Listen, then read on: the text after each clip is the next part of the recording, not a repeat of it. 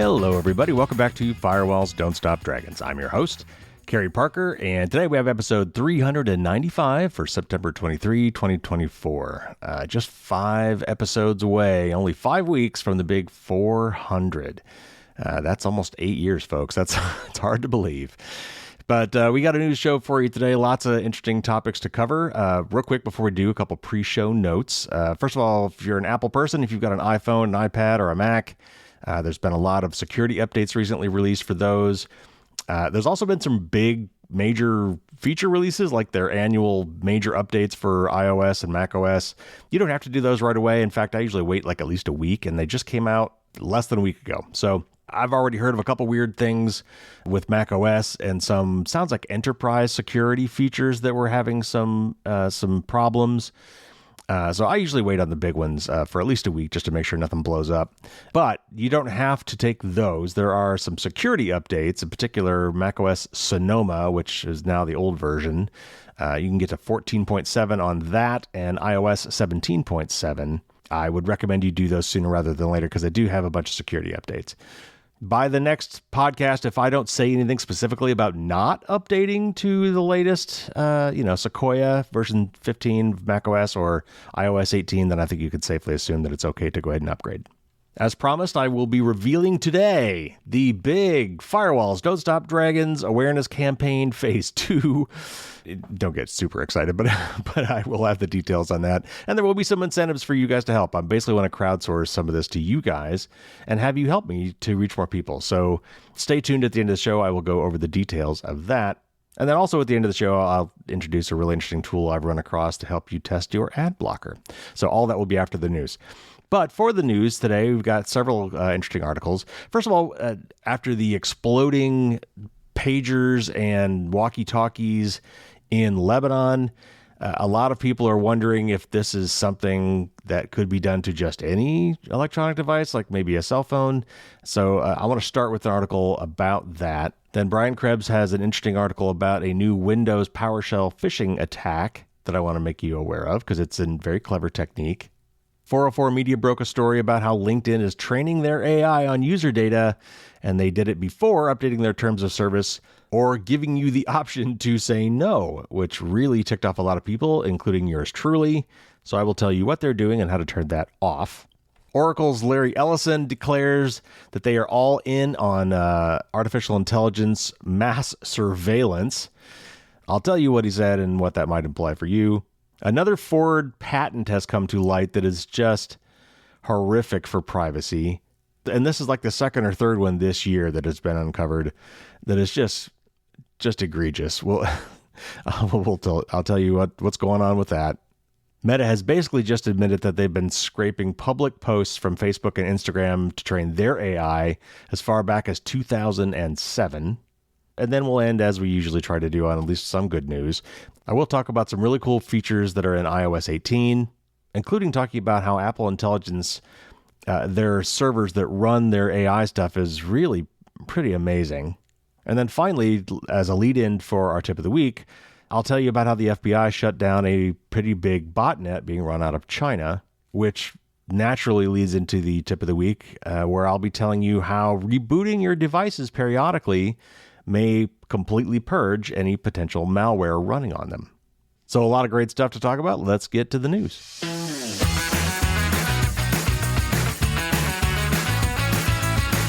All right, first up, this is from Wired, and it talks about what just happened, the really amazing story out of Lebanon this week.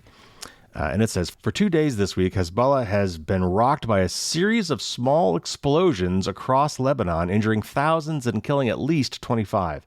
But these attacks haven't come from rockets or drones. Instead, they've resulted from booby-trapped electronics, including pagers, walkie-talkies, and even, reportedly, solar equipment, detonating in coordinated waves. As details come into view of the elaborate supply chain attack that compromised these devices, citizens on the ground in Lebanon and people around the world are questioning whether such attacks could target any device in your pocket. The campaign to compromise key Hezbollah communication infrastructure with explosives was clearly elaborate and involved. The operation, which is widely believed to have been perpetrated by Israel, goes far beyond past examples of hardware supply chain attacks and may be a source of inspiration for future spycraft around the world. But sources tell Wired that the specific scale and scope of the effort would not be easily replicated in other contexts. And more broadly, the resources and precision involved in carrying out such an attack would be prohibitively difficult to maintain over time for key consumer devices like smartphones, which are used so widely and regularly scrutinized by researchers, product testers, and repair technicians. While full details of the attack are still coming to light, the devices that detonated were seemingly compromised with explosives before they arrived in Hezbollah members' hands. Alan Woodward, a cybersecurity professor at the University of Surrey, says he suspects that an attacker would plant explosives in a device during the manufacturing process rather than intercepting gadgets after they are finished and then taking them apart to plant explosives. Reporting by the New York Times on Wednesday evening seemed to confirm this theory, indicating that Israel directly manufactured the compromised devices via shell companies. Israel has not commented on any of the attacks. Early theories that cyber attacks caused device batteries to overheat and explode have been ruled out by cybersecurity experts. The force of the blast seen in the on-the-ground footage would not be consistent with battery fires or explosions, especially given the small size of pager and walkie-talkie batteries. Okay, so that mostly covers it. But the key things for you here are, this was not a cyber attack that somehow triggered the lithium-ion battery to explode. We have seen news stories of lithium-ion batteries causing fires and quote-unquote exploding, though really when lithium batteries explode, they usually expand first and then kind of catch fire. So they're often blamed for starting fires. And then they kind of explode, but not like really like a bomb kind of explodes. In other words, it doesn't do nearly as much damage as what these things did. Now, I've read other reports about this from other experts that are speculating maybe that the batteries in the devices were laced with something called PETN, which is a long chemical name. I'll see if I can pronounce it. Pentaerythritol tetranitrate. So yeah, PETN, which is a very powerful military-grade explosive. So if they manage to get those in the batteries, maybe all they really need to do is replace the batteries. And then there must have been some sort of trigger mechanism, and whether or not that was also built into the device or whether there was a vulnerability in the device that they exploited, which would sort of make it a cyber attack. But the point being, these things were modified. It's not just a matter of remotely causing these devices to blow up the internal batteries. That would not have done this level of damage. And as this article says, this whole process was extremely expensive and involved and highly coordinated. And this is not something that is just going to be happening to random people like us around the world if somebody decides they don't like us. All right, next up, this is a clever phishing scam for Windows users. And this is from the Brian Krebs blog.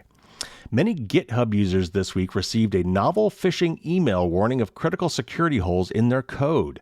Those who clicked the link for details were asked to distinguish themselves from bots by pressing a combination of keyboard keys that causes Microsoft Windows to download password-stealing malware.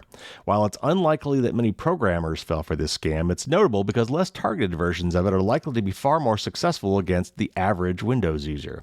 A reader named Chris shared an email he received this week that spoofed GitHub's security team and warned, quote, "Hey there, we have detected a security vulnerability in your repository. Please contact us at," and it gives an address, which I'm not going to repeat, but it's this bad website, "to get more information on how to fix this issue." Visiting that link generates a web page that asks the visitor to verify you are human by solving an unusual CAPTCHA. Clicking the "I'm not a robot" button generates a pop-up message asking the user to take 3 sequential steps to prove their humanity. Step 1 involves simultaneously pressing the keyboard key with the Windows icon and the letter R, which opens a Windows run prompt that will execute any specified program that is already installed in the system. Step 2 asks the user to press the Control key and the letter V at the same time, which pastes malicious code from the site's virtual keyboard. And step 3, pressing the Enter key, causes Windows to launch a PowerShell command and then fetch and execute a malicious file from this GitHub scanner site called i6e or maybe l6e.exe. So let me stop for a second and go through this. So basically what this prompt is doing under the guise of being a CAPTCHA, which these are the things that make you identify fire hydrants and cars and pictures and do other weird things to prove that you are not an automated bot visiting their website. But in this case, the things that it makes you do are open up a command shell window on Windows, paste in some code which has been automatically added to your paste buffer by this site. The site actually modifies your virtual clipboard, in other words, and then press enter, meaning you now tell it to run that command, and then that command goes, it gets this malicious file, downloads it, and installs it on your machine. All right, back to the article. PowerShell is a powerful cross-platform automation tool built into Windows that is designed to make it simpler for administrators to automate tasks on a PC or across multiple computers on the same network. According to an analysis at the malware scanning service VirusTotal.com, the malicious file downloaded by the pasted text is called LumaStealer, and it's designed to snarf any credentials stored on the victim's PC. This phishing campaign may not have fooled many programmers, who no doubt natively understand that pressing the Windows and R keys will open up a run prompt, or that Control-V will dump the contents of the clipboard. But I bet the same approach would work just fine to trick some of my less tech-savvy friends and relatives into running malware on their PCs. I'd also bet none of these people have ever heard of PowerShell, let alone had occasion to intentionally launch a PowerShell terminal. Given those realities, it would be nice if there were a simple way to disable or at least heavily restrict PowerShell for normal end users for whom it could become more of a liability. However, Microsoft strongly advises against nixing PowerShell because some core system processes and tasks may not function properly without it. What's more, doing so requires tinkering with sensitive settings in the Windows registry, which can be a dicey undertaking, even for the learned. Still, it wouldn't hurt to share this article with the Windows users in your life who fit the less savvy profile, because this particular scam has a great deal of room for growth and creativity. So yeah, this is a creative phishing scam, because we're all used to having to do these stupid bot tests. And some of them do ask us to do weird things, like, as the bots get better and figure out how to bypass the other ones, they need to come up with a better bot trap, basically. Like a better mousetrap. And so they keep changing, and we're used to them changing. And so they tell us to do stuff, we do it without maybe thinking about it. But you do need to be careful and don't just blindly do what these things ask you to do. And in this case, the main trigger here would be if you get this new command prompt popping up, that would be weird in any case when you're visiting a web page. And so, that would be probably your first indication that, hey, this is not normal. And you should just close that window and forget about it. Okay, next up we have an article from 404 Media. Seems like I always have to have at least one.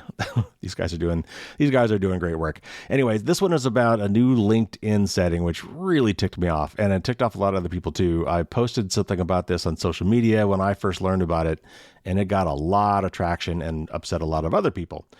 So let me read the article and then I'll give you my take.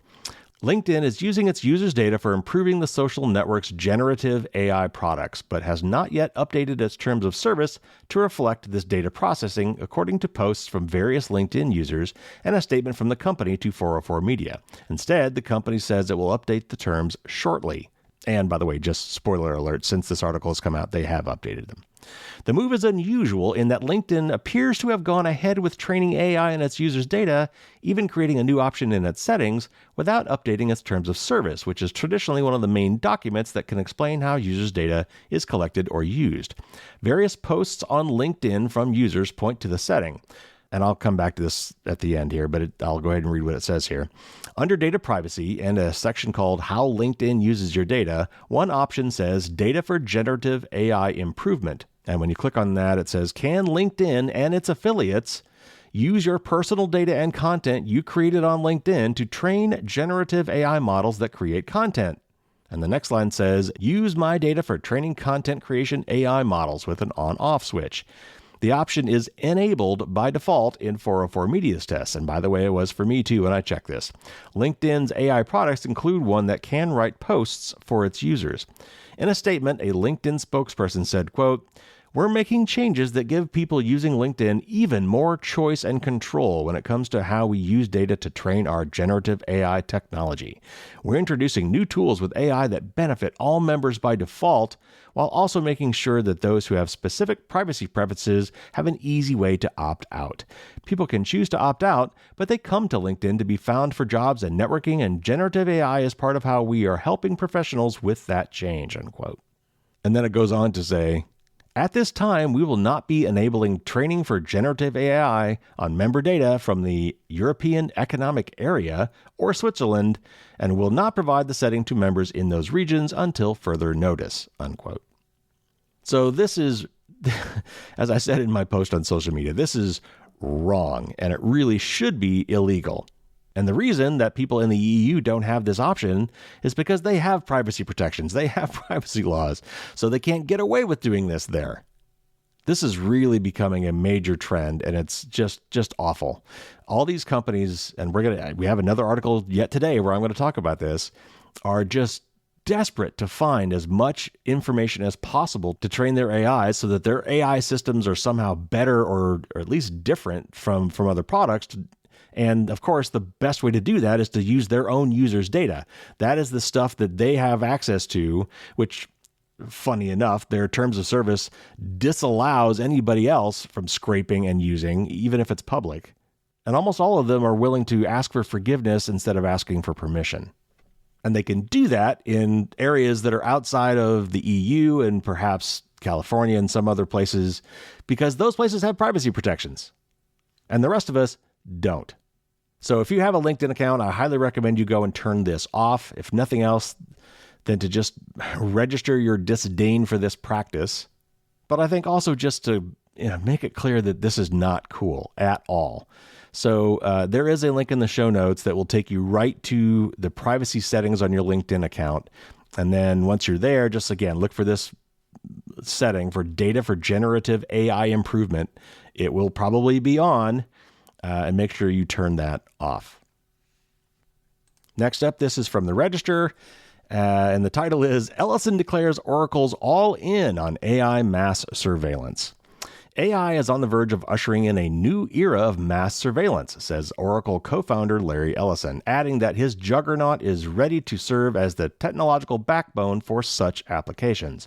Those applications including keeping everyone, quote-unquote, on their best behavior through the use of constant real-time machine learning-powered monitoring.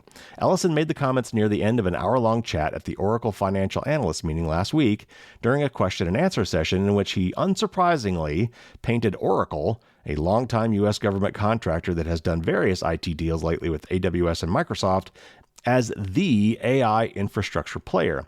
Envisaging the combination of Oracle Cloud Infrastructure and advanced AI, Ellison predicted a world of constant accountability for the Americans of tomorrow, where computers keep everyone in line. And this is a quote from Ellison, quote, "The police will be on their best behavior because we're constantly watching and recording everything that's going on," unquote. He described police body cameras that were constantly on with no ability for officers to disable the feed to Oracle. Even requesting privacy for a bathroom break or a meal only meant sections of recording would require a subpoena to view, not that the video feed was ever stopped. AI would be trained to monitor officer feeds for anything untoward, which Ellison said could prevent abuse of police power and save lives. Another quote from Ellison, quote, "Every police officer is going to be supervised at all times. If there's a problem, AI will report that problem to the appropriate person," unquote. But Oracle doesn't just want a hand in keeping the cops accountable. Ellison also says, quote, "Citizens will be on their best behavior because we're constantly recording and reporting," unquote, though it's not clear what he sees as the source of those recordings, police body cams or publicly placed security cameras. We reached out to Oracle to get clarification about some of Ellison's statements, but haven't heard back. So yeah, this is not the first time that a big tech CEO has basically embraced the panopticon. In a class that I teach about privacy and security, I have 3 quotes I always roll out. One was from Eric Schmidt, the previous CEO of Google, who said, "If you have something that you don't want anyone to know, maybe you shouldn't be doing it in the first place." And then, of course, the classic quote was from Scott McNealy, CEO of Sun Microsystems back in the day, who said, "You already have zero privacy. Get over it." And then finally, Mark Zuckerberg from Facebook said at one point, "People have really gotten comfortable not only sharing more information in different kinds, but more openly and with more people. That social norm is just something that has evolved over time." So, of course, in all these cases, the big tech companies stand to benefit greatly by doing all of this mass surveillance and monetizing us and our data and our daily movements and and all these things. So anyway, now we have a new quote from Larry Ellison, basically saying that they want to watch everything we do, record everything we do, and use AI to monitor us and keep us all in line. So again, at least in the United States, we got a big election coming up, and maybe you might want to go to one of these town halls, or at least try to figure out what the various candidates say in terms of privacy, and vote accordingly. All right, now this next one this really just takes the cake. Now, before I even start, I will caveat this by saying this and the other things that it mentions in this article are just patent applications. Just because a company files a patent for something doesn't mean they're actually going to do it, or doesn't mean that they're going to do everything described in the patent or maybe the exact same way.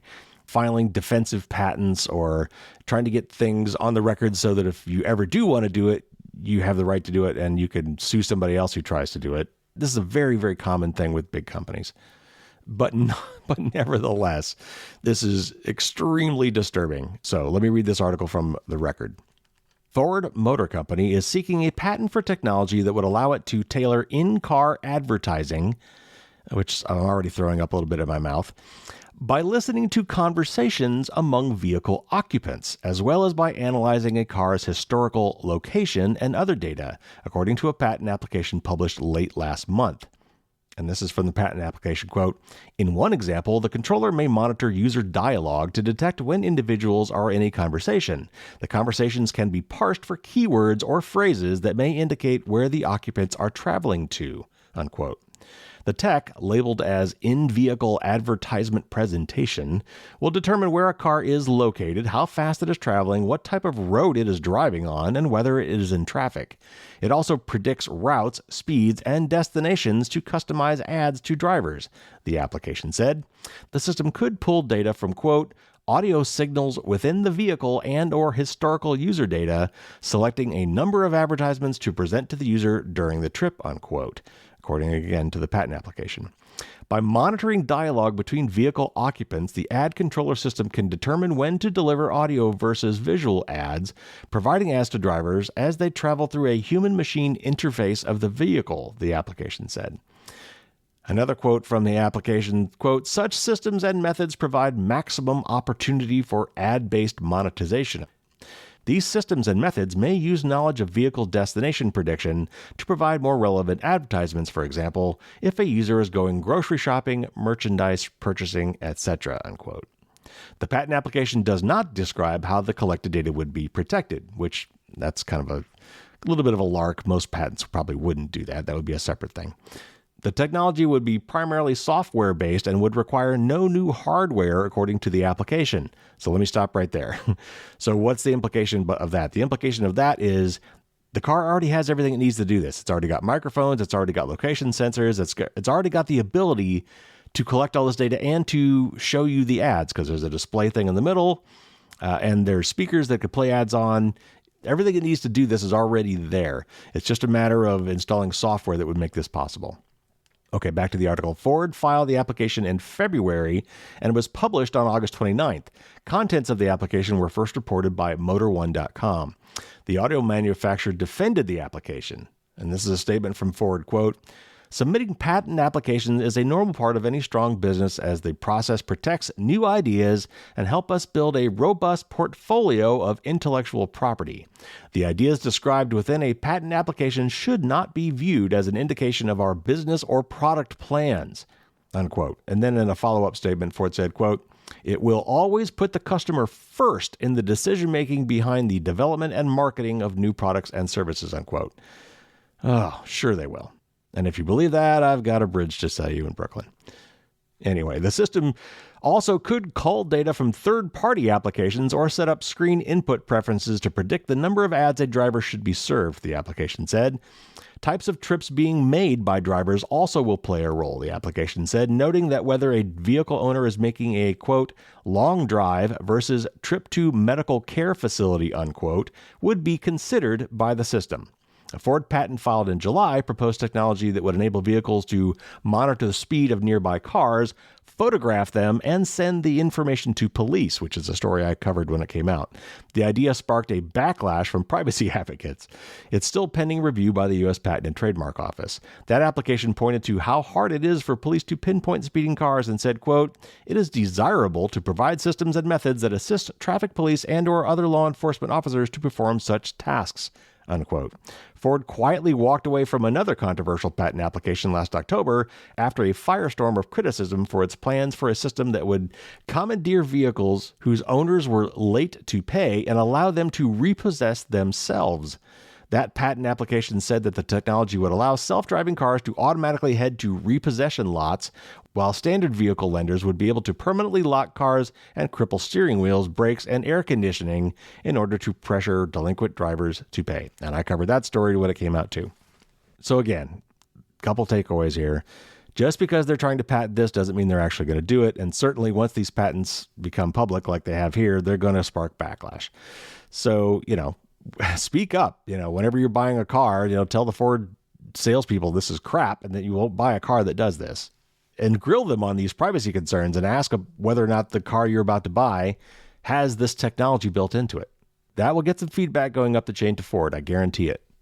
But also, as these things come out, it's just going to give other ideas to other companies to do similar things. And again, there's no way to really stop any of this, especially with things like cars. Basically, at this point, all the cars are doing it. And so you really don't have a choice. You can't, as a consumer, go to the private car company because right now there isn't one. So again, we just need privacy protections. I know I keep coming back to that, but the market is not going to solve this problem on its own. All right, next up, the hits just keep coming. This is from 9to5Mac, and it's about Meta scraping all of your public Facebook and Instagram posts for many, many years.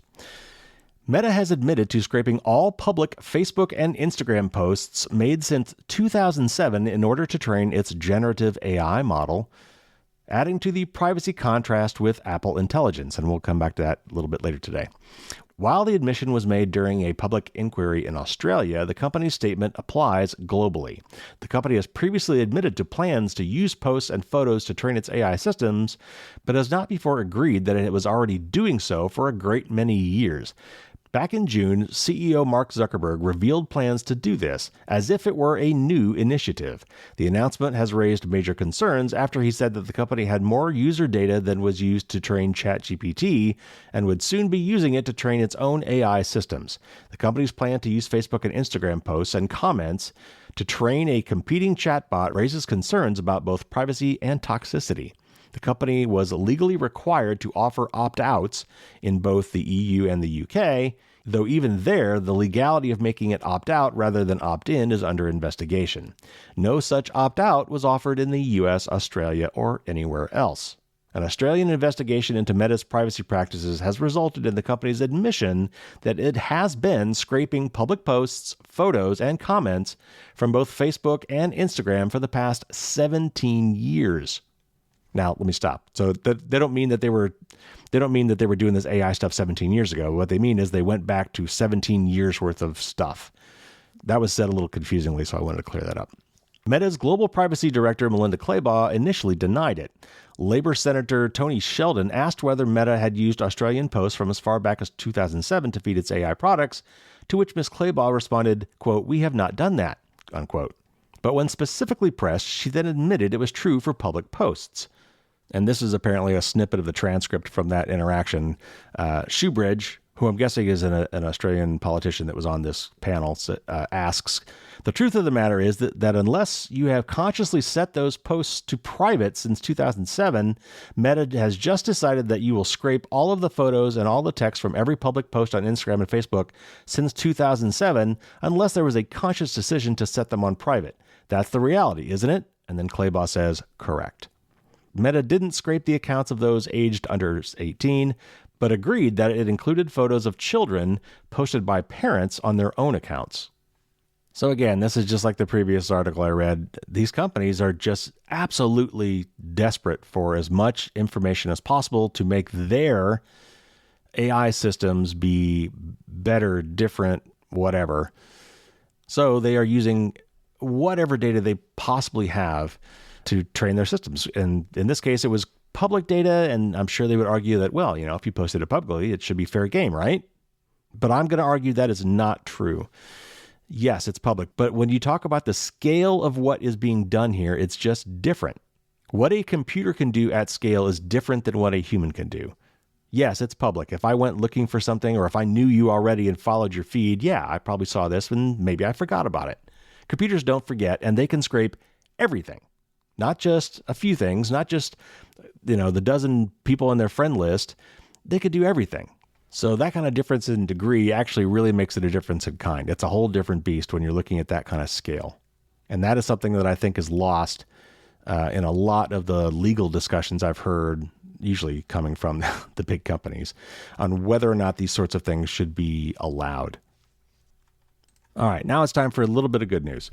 iOS 18 just came out, and it does have some really interesting privacy features that I wanted to talk about real quick. And this article goes through them, so I'll just read this article. And it's from Tech Radar.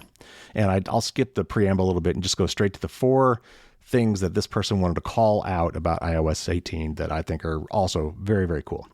So these are the 4 privacy features that they specifically called out. First of all, lockable apps. Passcodes, Face ID, and Touch ID. Your iPhone can be locked in all sorts of ways. If you give your phone to someone after you've unlocked it, however, maybe to check out a video or a string of texts, there's nothing to stop them from rifling through it to see which apps you've installed. Naturally, you might have some you'd rather keep private, like medical and health-related apps, and iOS 18 gives you the power to give them all a boost of privacy. There are third-party apps that already require you to validate your identity before accessing them, like banking apps, but the new iOS upgrade will let you lock pretty much every app on your phone, excluding ones deemed non-sensitive, such as like clock and calendar and maps. Locked apps will require you to punch in your passcode or use the biometric authentication of Face ID or Touch ID. Once an app is locked, the information it contains won't appear elsewhere on your phone either, further reducing the risk of snoopers stumbling across data that they shouldn't. So 2, related to that, hidden apps. If you want to take things a step further and hide specific apps, even if they're locked, then you're in luck. With iOS, you can hide any app you've installed and tidy it away into a specific folder for hidden apps. Hidden apps are well and truly hidden. You won't see the icon or name on your home screen. No notifications will pop up to give them away, and the hidden app folder is tucked away in your app library. Some people might argue that a dedicated folder isn't the most discreet way to conceal apps, but the folder is locked behind Touch ID or Face ID, so even if someone knows it's there, they won't be able to check out its contents. This is especially useful if you want somewhere to store all your sensitive apps away from prying eyes, and if you need to keep certain e-commerce apps away from your children who might accidentally purchase things when they have hold of your phone. 3. Improved app permissions. With a privacy perspective, app permissions have always been a hotbed of concern, with loopholes constantly undermining data privacy and greedy apps collecting more data than they need. So I'm glad to see that iOS 18 lets users pick and choose which contacts are visible to specific apps. It's a big step in the right direction. Sometimes you just don't want an app to have unfettered access to everyone in your social circle. Health apps contain sensitive information, or LGBT dating apps are prime examples where you might want to pick and choose contact permissions. Prior to this update, if an app wanted access to your iPhone's address book, you could either let it check out all your contacts or none at all. But now you'll have granular control. First, you'll be asked if you want the app to access your contacts, and then you'll be prompted to select which ones. These permissions also come in handy if you're planning a trip with friends who are all using the same travel app, for example, or if you have dedicated work apps that you use to stay in touch with coworkers or clients. And finally, 4, a dedicated password app. Okay, so the big winner for me, a self-styled privacy nut, is the built-in password app that'll come with iOS 18. Anyone who upgrades to iOS 18 will have access to it. The password app will be your one-stop shop for all things authentication. It's where you can save your passwords, verification codes, login details, and even Wi-Fi passwords. Everything is split into sections to make it easier to navigate, and you can even check out deleted logins just in case. I especially like that the app will alert users if they're using weak passwords, or if their details have been involved in a data breach. A quick response to these incidents can prevent further leaks, putting the upcoming app in line with today's best password managers in terms of utility. Best of all, you can lock and hide the password app, so it'll require Touch ID or Face ID to access, and all the information inside is protected by end-to-end encryption. Apple is also working on allowing users to import passwords from other managers, so watch this space. So I think the first three of those are fantastic. That is a really cool thing. Having features like this really does make it much more safe to, hand someone your device. I'm not just thinking about, handing it to a young kid who might get into the wrong thing, or handing it to a friend who might look and see that you've got some, dating app on there, or the mental health app, or period tracking app, I don't know, or pregnancy app, any of these kind of things you might not want someone else to see. They're, these are private things. You can now lock them away. But also, if you have to turn your phone over, let's say to a police officer or to a border agent or something like that, that means that even if they can get into the main phone, they still would require some sort of a biometric unlock to get to some of these hidden apps and some of that data. But the first three of these are great. And the last one, the passwords app, if you can't bring yourself to use something like Bitwarden or 1Password for some reason, this is definitely better than nothing. It's kind of nice because it's all integrated in the Apple stuff. It's not quite as feature rich as, 1Password or Bitwarden from what I can tell so far. Again, I haven't used it yet, but it is built right into the system. So anyway, well, I'll be interested to see how these things work when I finally do upgrade to iOS 18. But I wanted to read this article because those are some really cool features, and I'm really glad to see that Apple's adding stuff like this as they go along. All right, next up, and this is from 9to5Mac, and this talks about how Apple Intelligence servers are very specially designed with some very interesting design constraints that I think are just absolutely fascinating. I would love to interview somebody from Apple on this in depth, but maybe I can find someone else who knows this stuff too. So this is about a new type of cloud server that Apple is creating specifically to handle some, but not all, in fact, a small subset, hopefully, of the new Apple Intelligence features that are coming a little bit later this year. Apple Software SVP, Senior Vice President, Craig Federighi, says that the private cloud compute, that's PCC, private cloud compute servers used for Apple Intelligence features are really basic, and with good reason. The exec says it's one of a number of decisions the company made to ensure that its AI cloud servers form a, quote, hermetically sealed privacy bubble, unquote, with your iPhone. We've talked before about Apple's three-stage hierarchy when it comes to Apple Intelligence features. First, as much processing as possible is done on device with no data sent to servers. 2, if external processing power is needed, Apple's own servers are the next resort. And 3, if they can't help, users are asked permission to use ChatGPT. We've also discussed the 5 safeguards Apple applies to its own servers, which includes the extraordinary step of verifiable transparency. And by the way, that 5 safeguards is a link to an article if you want to read about it, but we talk about some of those here later in the article. In an interview with Wired, Federighi says that part of the privacy protection is achieved by making the PCC servers really basic, even if the chips aren't. It's hard to imagine a data center server without hard drives or SSDs for storing user data, but that's exactly what Apple has created. PCC servers are as bare bones as possible. For example, they don't include persistent storage, meaning they don't have a hard drive that can keep processed data long term. Additional features further ensure there's no way for data to survive a reboot.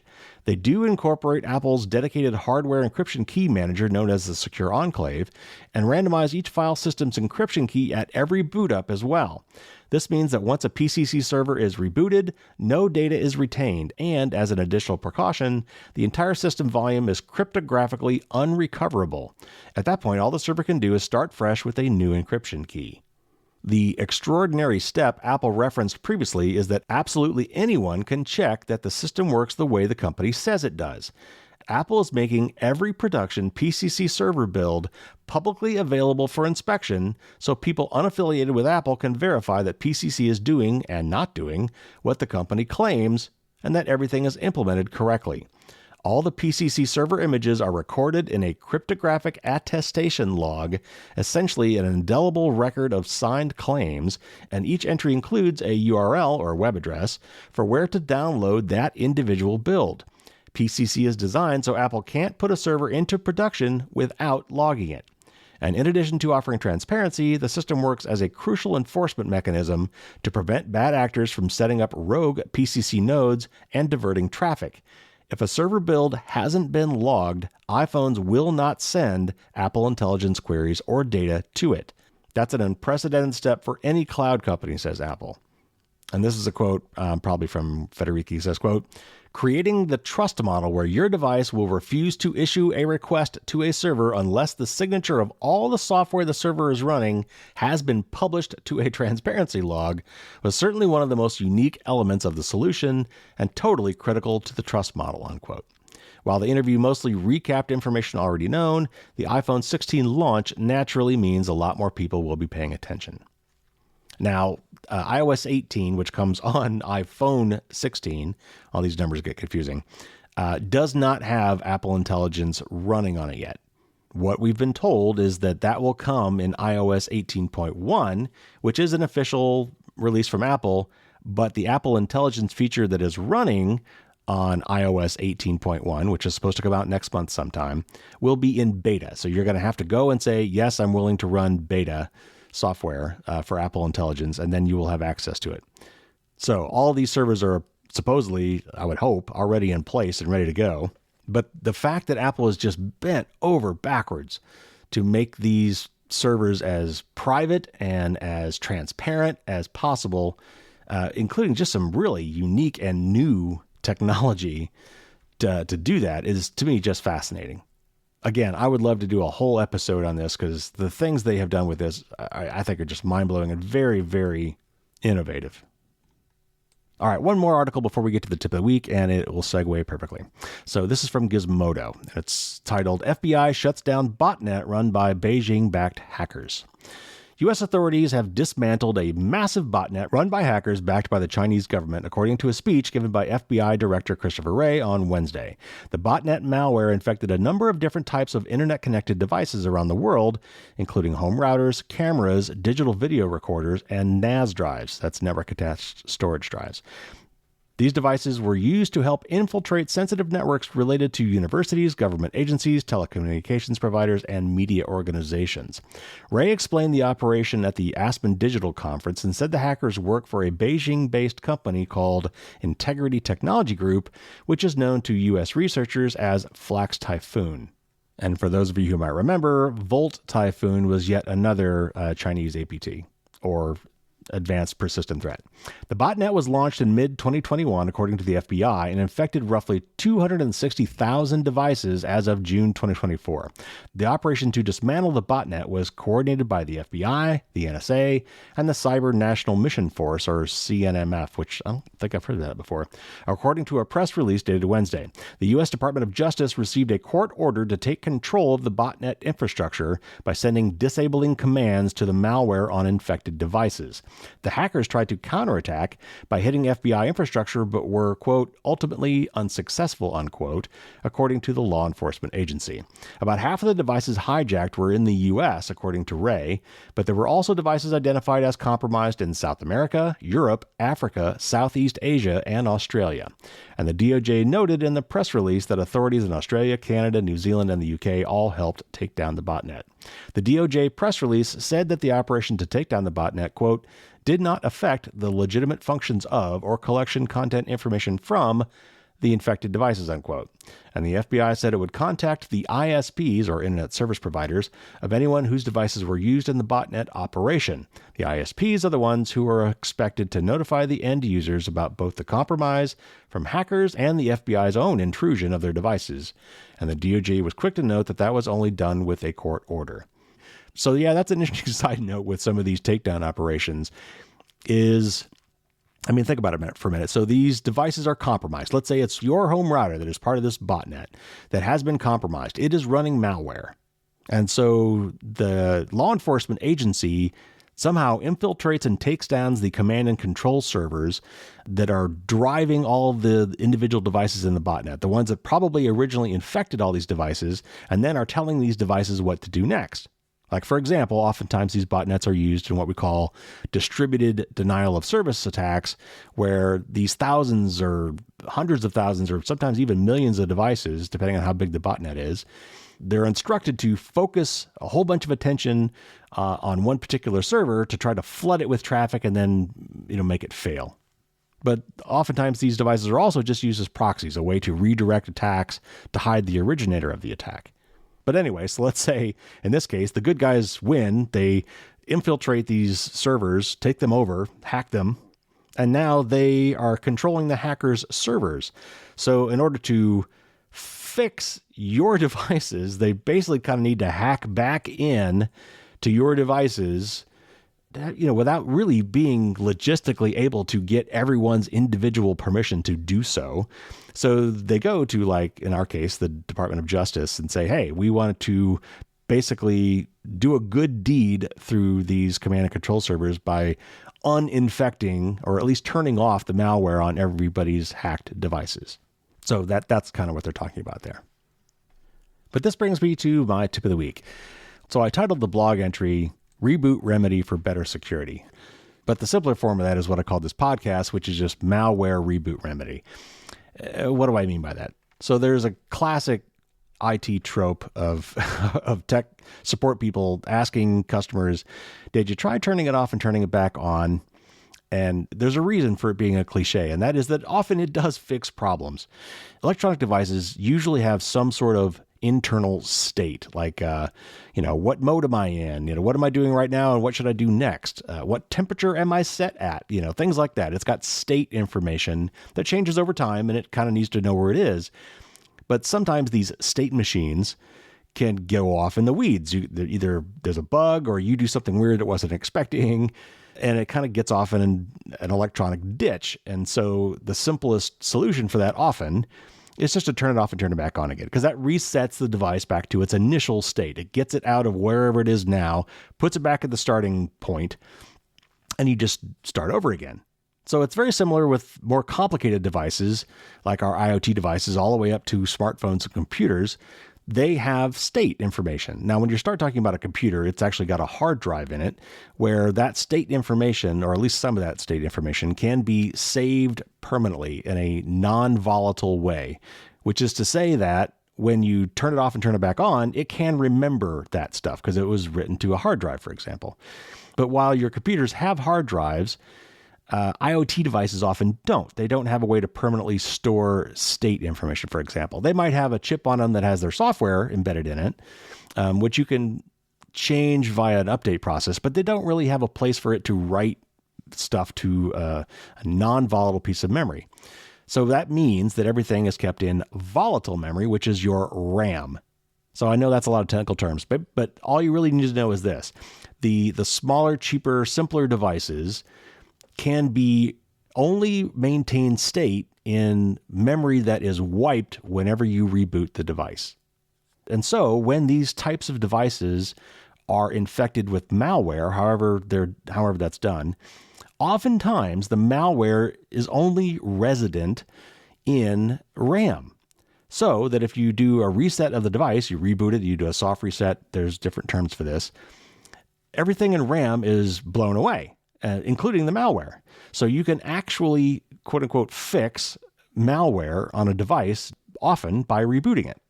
People that are really worried about malware getting onto their phones, for example, are often counseled to reboot their phones often.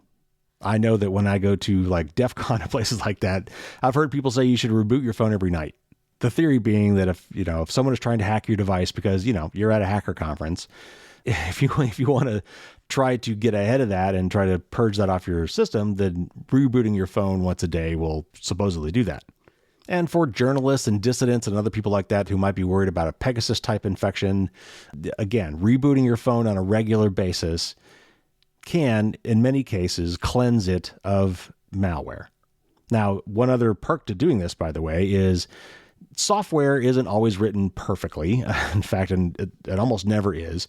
And there are resources that software allocates and grabs onto over time. And when they're done with those resources, they're supposed to release them so that later on, when the software needs them again, it can go get a fresh copy of that resource. Sometimes it doesn't always work, though. Sometimes resources get kind of hung and don't get released. And so over time, as your device runs, think of your home router, there might be some memory resources that are seized but not properly released. And so it kind of runs out of memory eventually and then starts running either very slowly or not at all. So you can actually, in many times, improve the performance of some of these more appliance type devices by simply rebooting them. All right, so what kind of devices are we talking about here? Some of the key ones actually would be like your home router and maybe your home modem. These devices are exposed to the broader internet 24/7. So therefore, anybody around the planet, if they can get to your device and they can find a vulnerability on that device, can compromise it from the outside. Your home router and your modem are kind of the gateway to your home. So once those are infected, then the devices inside your home could be infected as well. So your home router in particular is a great one to periodically reboot, just to make sure. Obviously your smartphone and maybe your tablet, your iPads or your Android tablets, it's good to reboot those from time to time. Smart TVs and streaming boxes, other iOS devices like webcams or smart appliances, printers, maybe other network devices, your gaming consoles, those are really just specialized computers anyway. And not only that, but they have internet access all the time and they are used to download apps. And then, of course, computers and laptops. So how do you do this? Well, it kind of depends on the device. For smartphones and tablets and computers and things like that, you can usually just reboot the device. Power it off, power it back down, or if it's got a restart or reboot option, you could just do that. Some devices that are plugged in, however, are kind of sneaky. They don't, even if they've got a power switch on them, oftentimes they're not really off when you hit the power button. They just kind of go into a standby mode or a sleep mode or a hibernate mode. Smart TVs are common examples of this, or your streaming boxes. So in that case, if you really want to soft reset those devices, often you have to physically unplug them from the wall. And you probably should leave them unplugged for at least 30 seconds, maybe 60, and then plug them back in. So how often should you do this? Well, certainly if any of your devices is running slow or acting kind of funky, I would just do it. There's a reason why IT people tell you to turn it off and turn it back on again. Often that will solve those problems. But otherwise, maybe for things like your home router, I would maybe try to do that once a month. For your smartphone, I'd say, also maybe once a month. I've seen various numbers of these. It really kind of depends on your personal threat model and how worried you are about these kind of things. But just set a reminder for yourself to do this and then go through at least some of these key devices and reset them. For some of your maybe simpler IoT devices, first of all, I would put them on your guest network, not on your regular Wi-Fi network. Most Wi-Fi routers now have the capability to have at least those two kind of segregated areas. So put anything you don't trust, the really cheap IoT stuff, put that on your guest network. And then those devices, you maybe don't have to reboot as often. But I still would make a reminder for yourself every, 2 or 3 months to power cycle a lot of those devices as well. Now, maybe you're thinking, I don't really care. If those are my guest network and they're kind of segregated and they're being used in a botnet, and what do I care if they're running malware? Well, it's not just about you. Security is a we thing. It's not just a me thing. So very often when these devices, these IoT devices in particular, are conscripted into one of these botnets, they do their regular function normally. You would not necessarily know that anything is wrong. Maybe they're a little slow, but maybe not. Maybe they're just doing what they're supposed to do. And they're quietly sitting there like a Manchurian candidate waiting to be activated from a command and control server to do a denial of service attack on some other computer somewhere. And maybe that happens at 3 a.m. where you wouldn't notice it anyway. But that does mean that your device is part of this botnet zombie army that is doing the bidding of these bad actors. So even if you don't worry so much about this for yourself, doing this, if we all do this, this is kind of a collective internet welfare thing, a digital hygiene thing we could all be doing that effectively helps all of us. Now, of course, if your device was infected once, it could be infected again, which is another reason why you might want to do it more often, but it's also another reason why you want to keep the software up to date, which is sometimes referred to as firmware on some of these appliance kind of devices. Firmware is just a special kind of software, but we usually, for like IoT devices and toasters and things that we normally think of more as appliances that don't really have a user interface, oftentimes we think of that as firmware. Like the software in your router is probably called firmware. It's a different name for certain flavors of software. But anyway, if you keep that up to date and with the latest security fixes, that's also good. And then, of course, when you do the update, it will require it to do a reboot. So it's kind of a 2-for-1 win there. So if you want more information and links to other helpful info, just go to my blog at firewallsdon'tstopdragons.com and look for the most recent blog entry, or go to the show notes. So there you have it. There is your news and your tip of the week.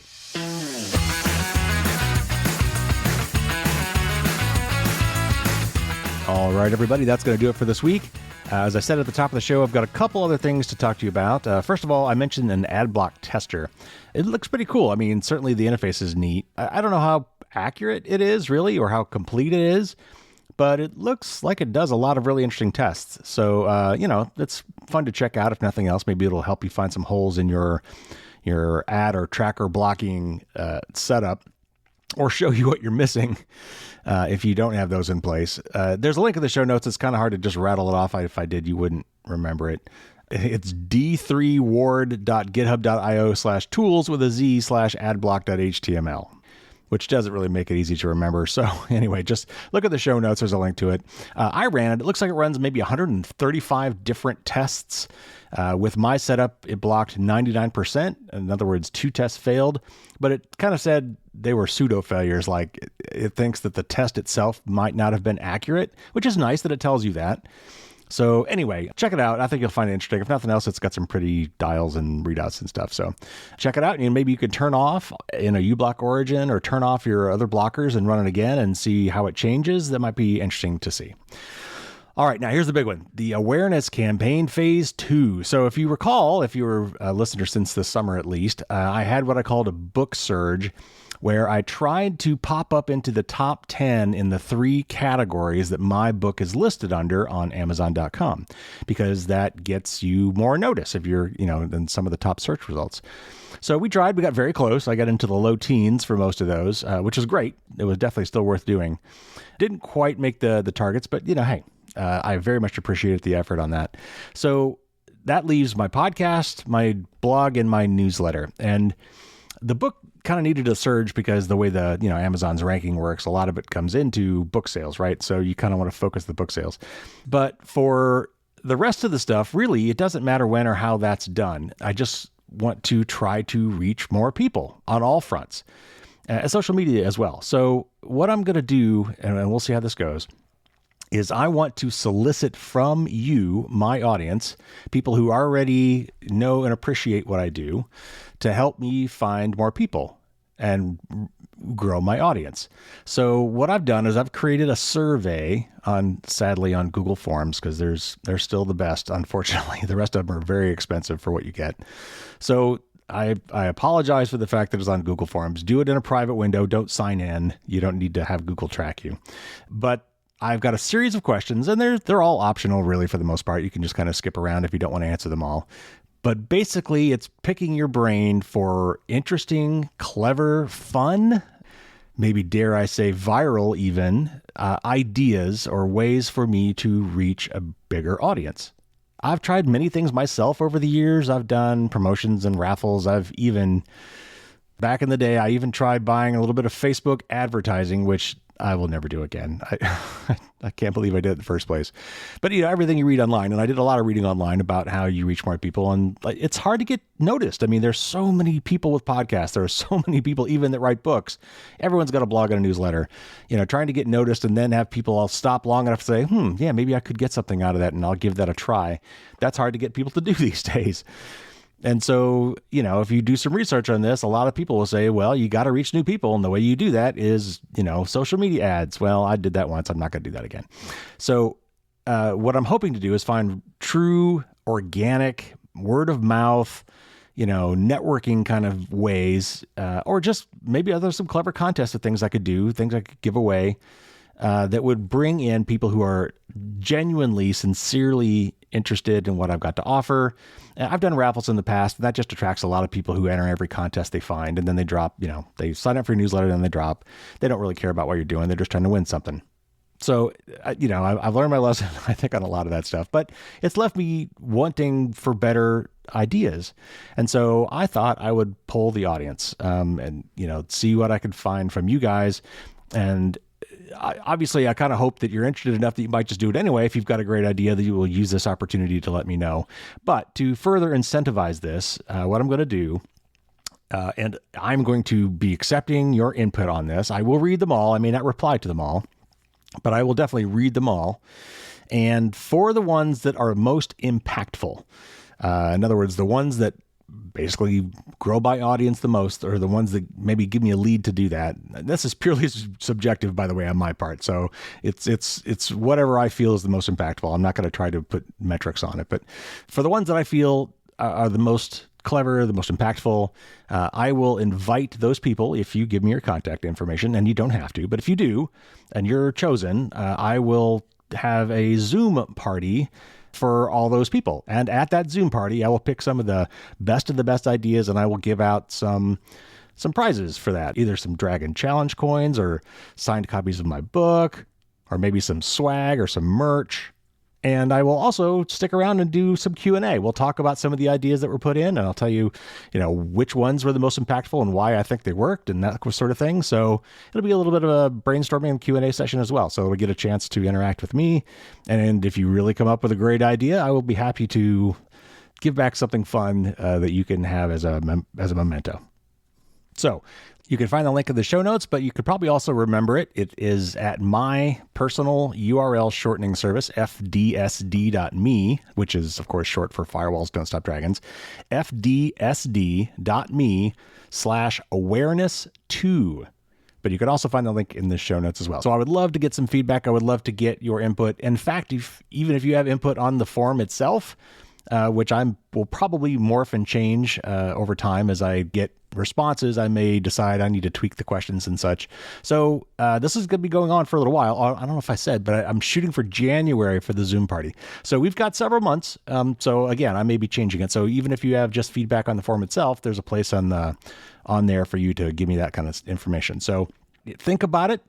Come up with some ideas, even if your idea is, I know a guy at this place who might be interested, or I've got somebody on social media that's got a big following. Networking is fine too. I'm really just looking for impact here. So check it out. Go to that link, fdsd.me/awareness2, and give me your best ideas. And if you come up with some great ideas, you help me grow my audience significantly, I will invite you to a fun little Zoom party, probably in January, and give out some prizes to the top ideas, and just spend some time chatting with you guys. All right, that's going to do it for this week. I got some great interviews coming up. Next week, we're going to have my interview with the research team from the Tunnel Vision VPN vulnerability, and we're going to talk about VPNs, not just about the bug they found, but why VPNs may not be the silver bullet that a lot of people think they are. And then I've got other really great ones coming down the pipeline. We're going to be talking to Carissa Valise, finally, author of Privacy is Power. I've been wanting to talk to her for literally years. Then Bruce Schneier for the 400th episode, which is rapidly approaching. I had a fun talk with Space Rogue, a.k.a. Chris Thomas, one of the original Loft hacker group members who wrote a book about it, and much, much more. So if you haven't subscribed, go ahead and do that, and then you won't miss any of that. All right, take care, everybody. Stay safe out there. And until next time, as always, don't get caught with your drawbridge down.